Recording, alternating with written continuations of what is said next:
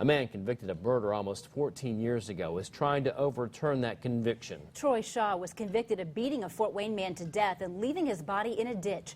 News Channel 15's Angelica Robinson was at the hearing today, and she joins us with more. Well, today was just one step in the appeal process for Shaw's murder conviction.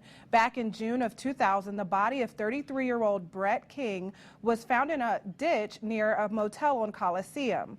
Police arrested Troy Shaw, who was 18 years old at the time, along with two other men. Shaw was convicted of murder and sentenced to 60 years in prison. The two other men received lighter sentences after testifying against Shaw.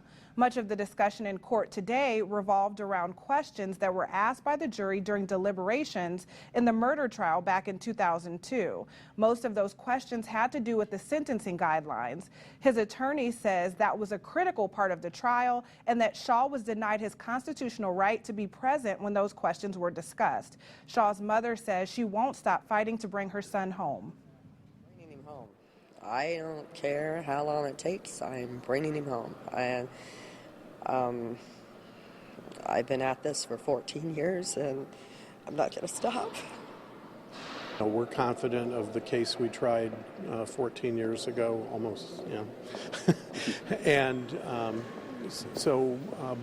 but obviously this is part of the procedures we go under, and we are always doing our best to make sure that the record is clear. No date has been set for the next hearing. The prosecutors and lawyers will have the next few weeks to look into the details of the case. After that information is gathered, the court is expected to either issue a ruling or set an additional hearing. In the studio, Angelica Robinson, News Channel 15.